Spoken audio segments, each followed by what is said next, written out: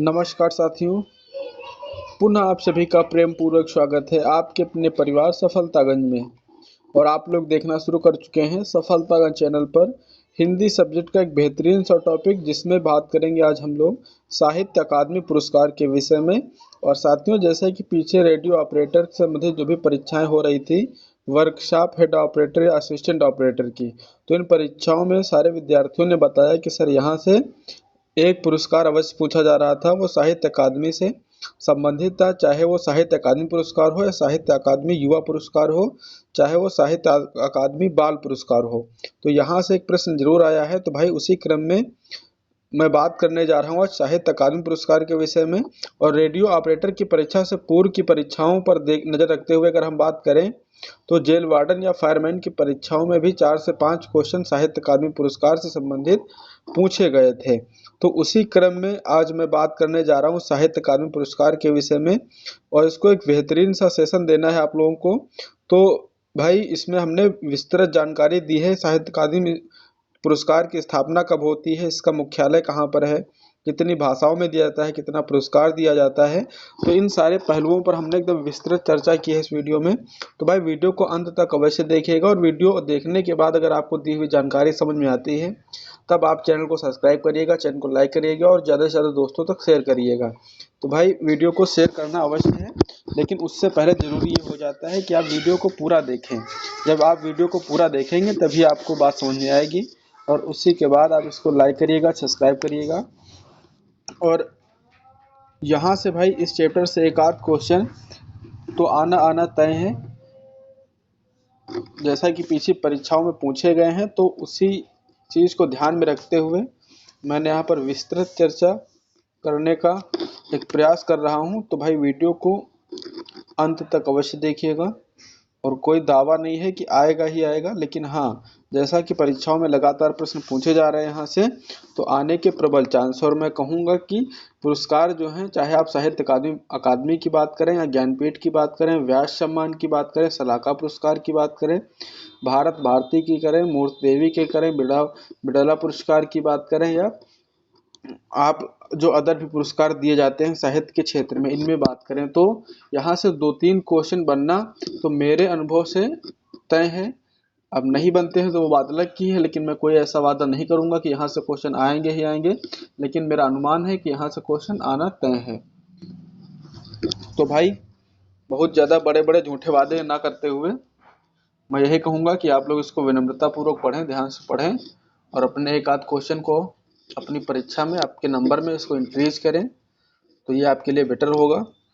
तो भाई सेशन को स्टार्ट करते हैं। और जैसा कि हमने यहाँ पर आपको बताया कि साहित्य अकादमी पुरस्कार के विषय में बात होगी, तो सबसे पहले हम लोग बात करेंगे साहित्य अकादमी संस्था का नाम क्या है। भाई साहित्य अकादमी संस्था का नाम है, और यह नेशनल लेवल की ऑर्गेनाइजेशन है, राष्ट्रीय संस्था होती है। और कार्य क्या होता है, तो भाई भारतीय साहित्य का विकास, इसका जो इस संस्था का कार्य क्या है, तो भारतीय साहित्य का विकास, मतलब जो भारत का लिटरेचर है, इंडियन लिटरेचर का डेवलप करना, तो उसके परिप्रेक्ष्य में संस्था का निर्माण किया गया है। और अगर हम बात करें इसका गठन कब होता है, तो भाई 12 मार्च 1954 को इसका गठन होता है। तो फिलहाल आपको ये याद रखना है, इसका गठन कब होता है, 12 मार्च 1954 को। और उद्देश्य क्या है, तो उद्देश्य है साहित्यिक मानदंड स्थापित करना, भारतीय भाषाओं और भारत में होने वाली गतिविधियों का पोषण एवं समन्वय करना। कहने का आशय क्या है, जो भारत के अंदर जो लिटरेचर का जो भी कुछ मानदंड है उसको स्थापित करते रहना है, मतलब साहित्य को आगे बढ़ाना है। और जो अदर भारतीय भाषाएं हैं, केवल हिंदी की बात नहीं हो रही है, क्योंकि साहित्य अकादमी पुरस्कार अन्य भाषाओं में भी दिया जाता है। तो भारतीय भाषाओं और भारत में होने वाली साहित्यिक गतिविधियों का पोषण करना, मतलब उनके साहित्य को और आगे विकसित करना, और उनका आपस में समन्वय बनाए रखना भाषाओं का। तो उसके उद्देश्य से संस्था का गठन किया जाता है।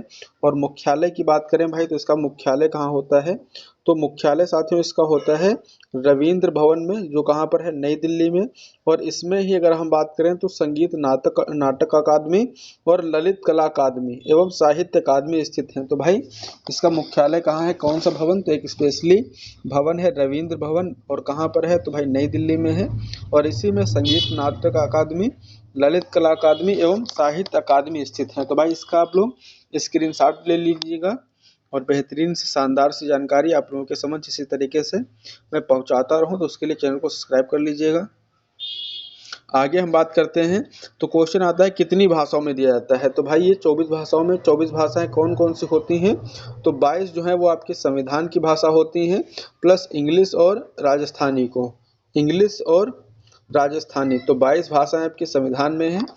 और इंग्लिश और राजस्थानी को मिलाकर के कुल 24 भाषाएं होती हैं। तो मतलब सभी भाषाओं में जो भारत की संविधान में दी हुई हैं उनकी बात करें, या इंग्लिश और राजस्थानी को ऐड करते हैं, तो कुल मिलाकर के 24 भाषाएं हो जाती हैं। और उसमें अगर हम बात करें विजेता को क्या मिलता है, तो भाई ताम्रपत्र उक्त पट्टिका, मतलब एक तांबे का पत्र होता है, उक्त मतलब उस पर उत्कीर्ण किया गया होता है, उस पर लिखा गया होता है। तो तांबे की जो पट्टिका होती है उस पर लिखा गया होता है। और क्या और साथ में मिलता है, एक शॉल मिलती है और 1 लाख रुपए प्रदान किए जाते हैं वर्तमान समय में। सॉरी। तो भाई एक प्रशस्ति पत्र हो जाएगा जिस पर तांबे का होगा, धातु उसकी तांबे की होगी, और उसमें लिखा होगा कि साहित्य अकादमी, और एक साल पहना करके आपको 1 लाख रुपए की चेक प्रदान की जाएगी वर्तमान परिप्रेक्ष्य में। और अब आप लोग ये सोच रहे होंगे बहुत कम मिलता है, लेकिन कम नहीं मिलता है, क्योंकि ये प्रतिवर्ष दिया जाता है और 24 भाषाओं में दिया जाता है। तो भाई 24 लाख हो ही जाता है, क्योंकि हर भाषा के समन्वय और पोषण की व्यवस्था देखना है इस संस्था को। तो संस्था 24 भाषाओं में देती है।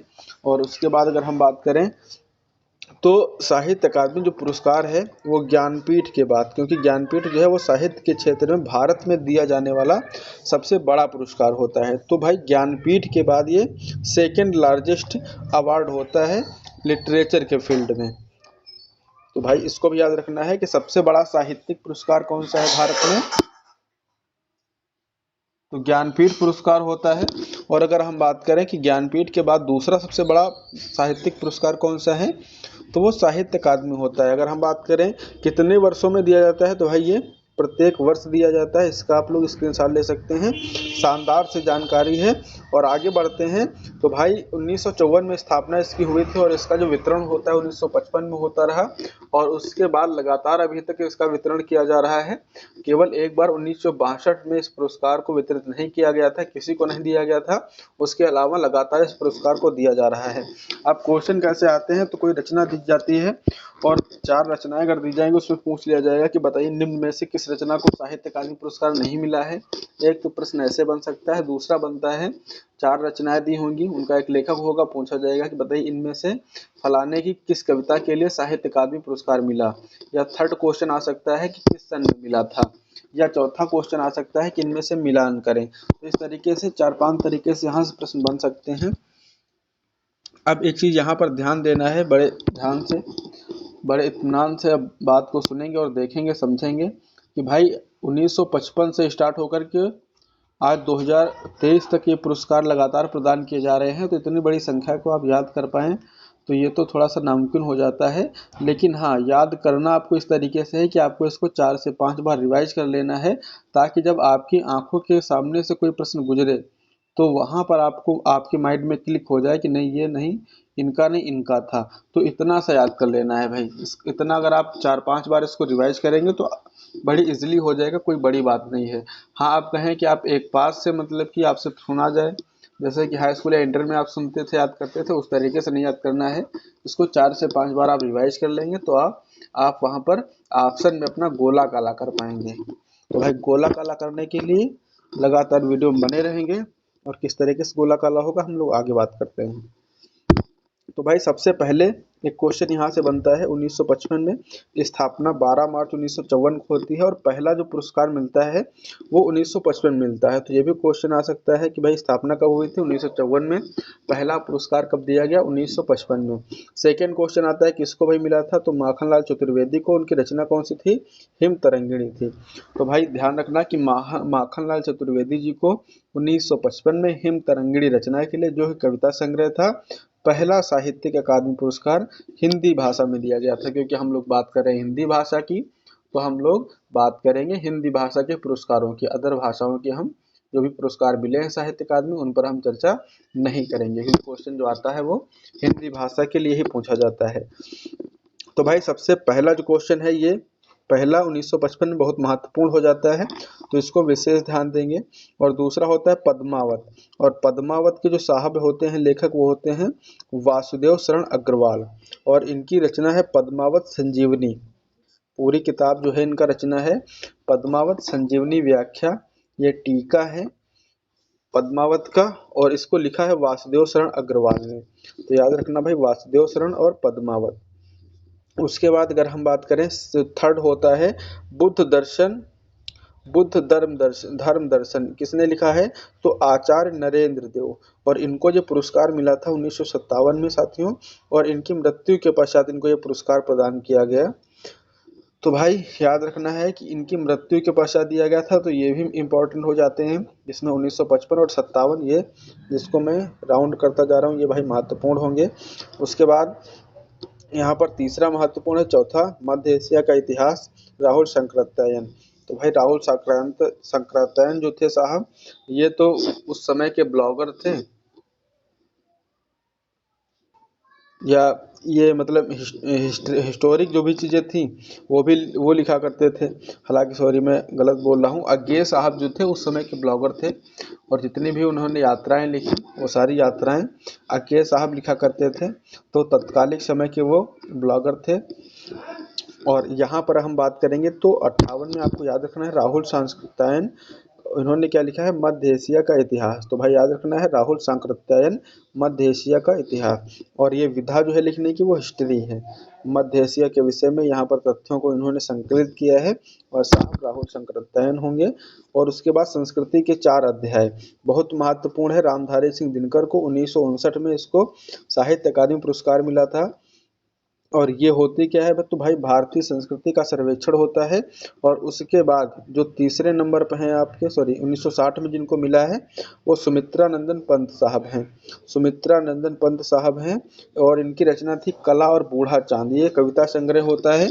तो यहाँ ये भी महत्वपूर्ण हो जाते हैं। तो भाई इस पेज में 1955 से 60 तक की आपको याद रखने हैं, 55, 57, 58, 59 और 60 ये विशेष करके याद रखने हैं। और सुमित्रा नंदन पंत का जन्म कहाँ हुआ था, ये लोग आप लोग कमेंट बॉक्स में बताएंगे हमको, इनका जन्म कहाँ हुआ था ये कमेंट बॉक्स में आप लोग लिखेंगे। और उसके बाद हम आगे बढ़ते हैं, तो आप लोग इसका स्क्रीनशॉट ले सकते हैं, और मैं इस क्रम को आगे जारी रखूँगा। भाई आगे बात करते हैं, तो 1961 में किसको मिला था, तो भूले बिसरे चित्र उपन्यास था भगवती चरण वर्मा का, भगवती चरण वर्मा का। इसका जवाब आप लोग ध्यान से पढ़ेंगे और देंगे। और हाँ उसके बाद भाई 62 में कोई पुरस्कार नहीं दिया गया, 62 में कोई पुरस्कार नहीं दिया गया। और 1963 में बहुत महत्वपूर्ण है, प्रेमचंद्र कलम का सिपाही, और ये लिखा था अमृत राय ने। किसने लिखा भाई, अमृत राय। बहुत महत्वपूर्ण है, इंपॉर्टेंट रचना हो जाती है, क्योंकि ये जो आपके उपन्यास सम्राट प्रेमचंद्र जी हैं उनकी जीवनी है कलम का सिपाही। और जीवनी और आत्मकथा में क्या फ़र्क होता है ये भी आप लोग हमें कमेंट बॉक्स में बताएंगे। उसके बाद भाई आंगन के पार द्वार बहुत महत्वपूर्ण होती है, आंगन के पार द्वार महत्वपूर्ण है। और इसमें अगर हम बात करेंगे तो अज्ञे साहब हैं, सच्चिदानंद हिरन वात्स्यायन अज्ञे, और इस समय के भाई ब्लॉगर थे मेरी नज़र से, क्योंकि ये भी क्या करते थे, सारी यात्राएं करने के बाद उसको यात्रा वृतांत में अपने ऐड करते थे। नेक्स्ट भाई 1965 में तो रस सिद्धांत काव्य शास्त्र है नगेंद्र का, ये उतना महत्वपूर्ण नहीं होगा लेकिन आपकी नज़र होनी चाहिए। फिलहाल 62, 63 और 64 ये रचना आपको विशेष करके याद रखनी है। आगे बढ़ते हैं भाई, तो ध्यान देंगे 1966 में तो 1966 में मुक्तिबोध उपन्यास है किसका, जैनेन्द्र कुमार का। उसके बाद अगला है 1967 महत्वपूर्ण है, अमृत और विष उपन्यास है अमृतलाल नागर का। तो भाई अमृत और विष और इधर अमृत है, तो अमृतलाल का अमृत याद रखना, अमृतलाल का अमृत, अमृतलाल का अमृत। और दो चट्टानें बहुत महत्वपूर्ण है, और ये हमारे हरिवंश राय बच्चन जी हैं, मतलब अभिषेक बच्चन के बाबा जी हैं। उसके बाद भाई अगला होता है 1969, थोड़ा सा महत्वपूर्ण है, राग दरबारी श्री लाल शुक्ल साहब का है।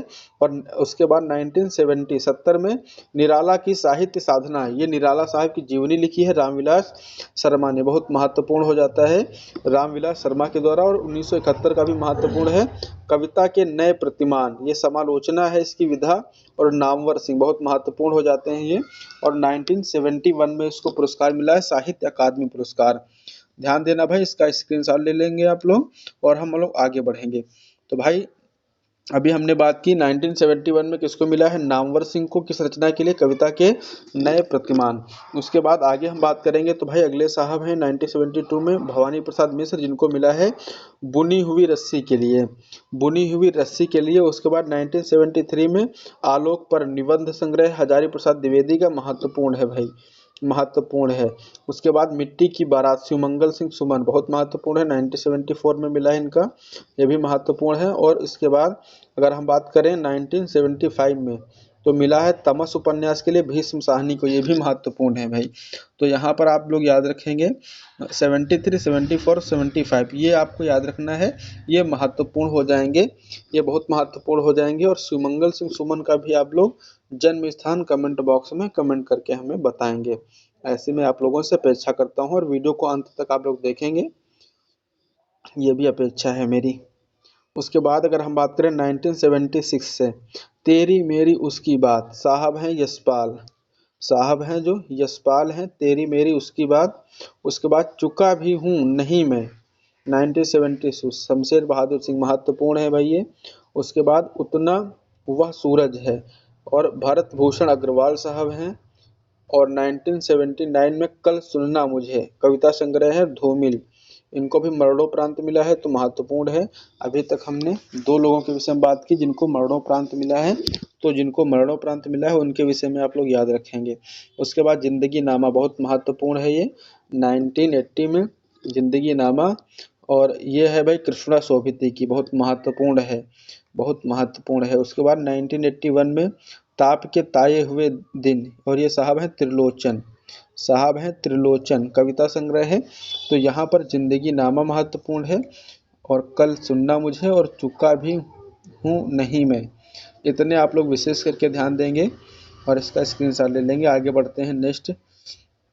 तो भाई बात करेंगे हम लोग 1981, बात करेंगे भाई 1981।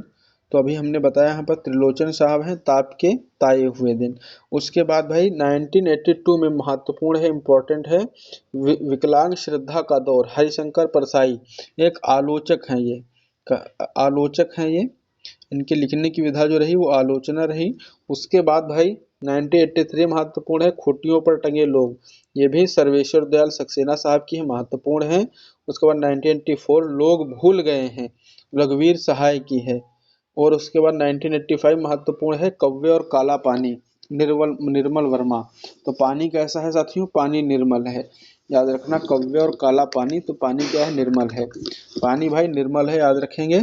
और उसके बाद नेक्स्ट अगर हम बात करेंगे तो 1986 में अपूर्वा, केदारनाथ अग्रवाल। उसके बाद मगध, श्रीकांत वर्मा। और अरण्य, यह है नरेश मेहता की। और उसके बाद भाई महत्वपूर्ण है 1989 अकाल में सारस, केदारनाथ सिंह। उसके बाद नीला चांद उपन्यास है शिव प्रसाद सिंह का, 1981 में, ये महत्वपूर्ण है। मैं वक्त के हूँ सामने, गिरिजा कुमार माथुर, तो इनको याद रखेंगे, दो यहाँ पर विशेष याद रखना है, बाकी आप लोग इनको ध्यान देंगे, पढ़ते रहेंगे कई बार।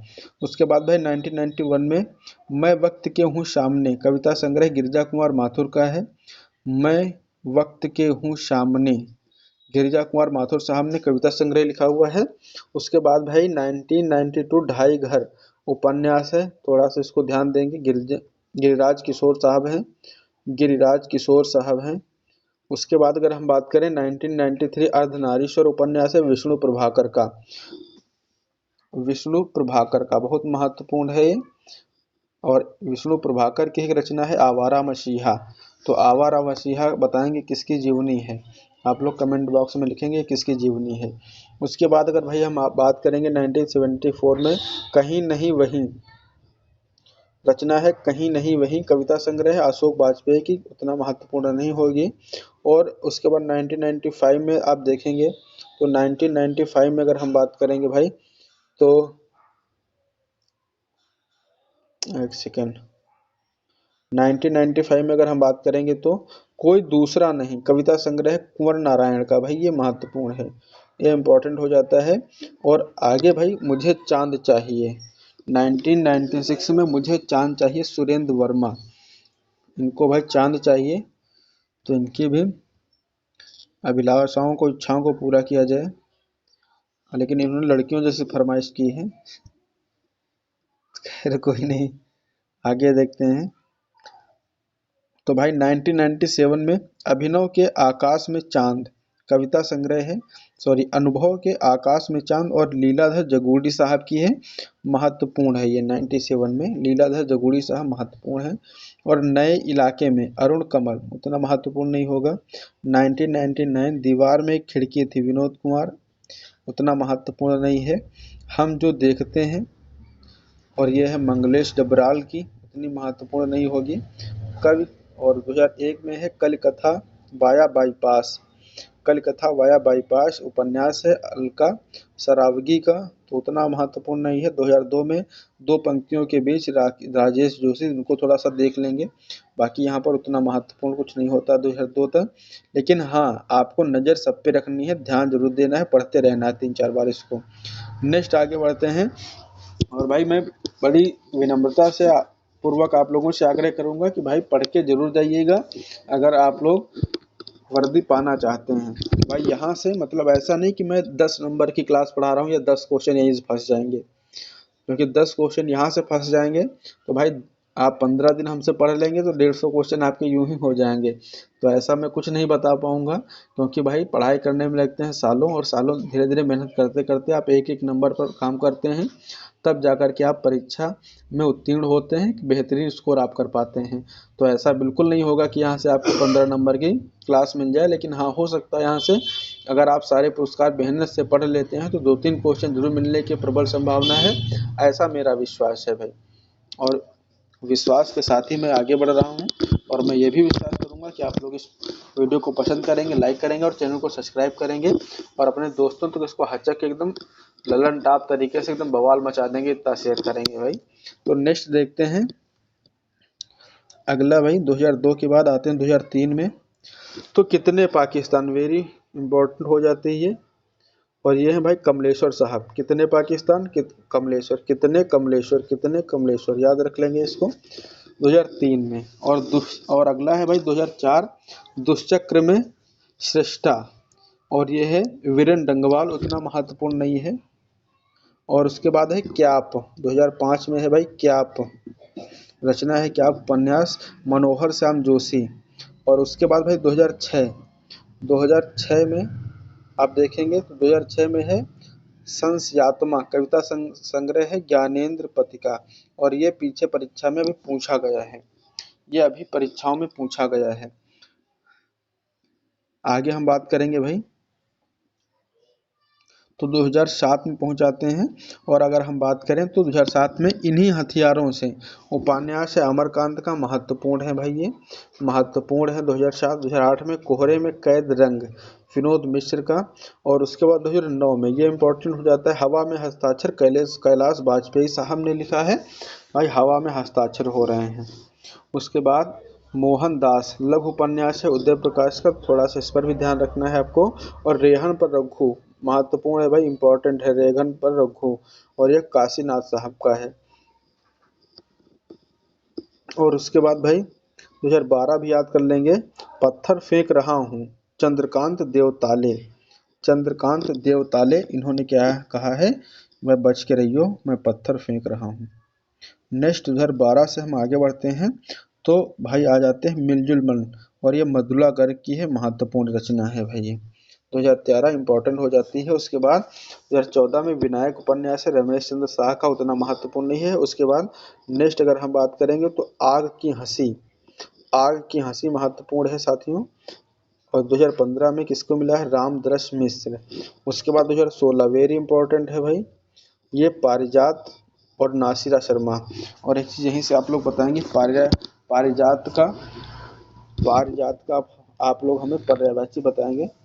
3-4 पर्यायवाची यहाँ पर आप लोग कमेंट बॉक्स में लिखेंगे, पारिजात के पर्यायवाची। उसके बाद है 2017 में विश्व मिथक सरित सागर रमेश कुंतल मेघ, महत्वपूर्ण है साथी। और इसके बाद के सारे ही महत्वपूर्ण होंगे, इसके बाद के मित्रों सारे महत्वपूर्ण होंगे, तो इस पर विशेष ध्यान देना, क्योंकि पीछे 4-5 साल के पूछने की प्रबल संभावना होती हैं। और उसके बाद अगर हम बात कर रहे हैं भाई 2018 महत्वपूर्ण है, पोस्ट बॉक्स नंबर 203, और ये नाला सुपारा, मतलब ये पूरी रचना है यहाँ तक की। पोस्ट बॉक्स नंबर 203 नाला सुपारा, और ये किसकी, चित्रा मुग्दल की है, महत्वपूर्ण है साथियों। और 2019 खिलते हुए अपने को नंद किशोर आचार्य, याद रखेंगे कि लास्ट के होते हैं। 2020 में टोकरी में दिगंत, और ये है अनामिका की कविता है ये। उसके बाद सम्राट अशोक नाटक 2021 में मिला है दया प्रकाश सिन्हा का। तो यहाँ तो सारे ही इंपॉर्टेंट हैं, यहाँ तो भाई सारे ही इंपॉर्टेंट हैं। और उसके बाद अगर हम बात करें भाई 2022 में, तो 2022 में रचना थी तुमड़ी, और ये थी बद्री नारायण साहब की, बद्री नारायण साहब की थी, याद रखना इसको, तुमड़ी बद्री नारायण साहब की थी। और अगर हम आगे बात कर रहे हैं, अगर हम आगे बात करते हैं 2023 में, तो 2023 में किसको मिला था, ये आप लोग कमेंट करेंगे बताएंगे हमको, ये आप लोग का होमवर्क हो जाता है, कमेंट बॉक्स में करना। वैसे मैं बता दे रहा हूँ, रचना होती है मुझे पहचानो, और साहब हैं संजीव। ये 2023 की है, रिसेंटली है, मोस्ट इम्पॉर्टेंट है, लेकिन आप लोग इसको कमेंट में अवश्य लिखेंगे। और भाई आज का जो सेशन था यहीं तक था, और इसमें हमने साहित्य अकादमी पुरस्कार रखे हुए हैं, और इसी से संबंधित एक वीडियो मैं कल लेकर के आप लोगों के लिए आऊँगा, जिसमें मैं बात करूँगा साहित्य अकादमी युवा पुरस्कार, जो रेडियो ऑपरेटर असिस्टेंट जो है, असिस्टेंट ऑपरेटर या हेड ऑपरेटर या वर्कशॉप की परीक्षा में लगातार प्रश्न आए हैं। साहित्य अकादमी बाल पुरस्कार, साहित्य अकादमी युवा पुरस्कार, उसमें इतने नहीं है जितने यहाँ थे, तो वो विशेष करके ध्यान देना। उसमें मैं बात करूंगा भाई साहित्य अकादमी युवा पुरस्कार की, साहित्य अकादमी बाल पुरस्कार की, और ऐड कर सकूंगा तो मैं बात करूंगा उसी में ज्ञानपीठ पुरस्कार की। तो इसमें मैं 2-3 वीडियो में आपको 20 से 25 मिनट के वीडियो कम से कम 3 लाऊंगा, जिसमें मैं साहित्य अकादमी पुरस्कार, ज्ञानपीठ पुरस्कार, सलाहकार सम्मान, और आपका इसी में बात करेंगे हम लोग व्यास सम्मान की, ज्ञानपीठ की, और बाल साहित्य की, और युवा साहित्य की। तो इतने मैं यहाँ पर लाऊंगा, जिससे आपके 2-3-4 क्वेश्चन यहाँ से सारे पुरस्कार आप पढ़ेंगे विधिवत तरीके से, तो आपके यहाँ से 3 से 4 क्वेश्चन बनने की संभावना है। और 4 क्वेश्चन अगर आपके यहाँ से मिल जाते हैं तो मतलब 8 नंबर। तो समझते हैं कि भाई जब आप मेहनत हचक के कर चुके हों, और जब आपको 2-4-6 नंबर बढ़ाने हो, तो वहाँ पर आपको पता चलेगा इसकी वैल्यू क्या होगी। तो भाई आज के लिए इतना ही, और मिलते हैं आप लोगों से नेक्स्ट सेशन में। तब तक के लिए आप सभी का बहुत बहुत धन्यवाद, और इसी तरीके से सफलतागंज चैनल पर अपना प्यार बनाए रखिएगा, और चैनल को सब्सक्राइब करते रहिएगा, शेयर करते रहिएगा। थैंक यू भाई सभी का। जय हिंद, वंदे मातरम।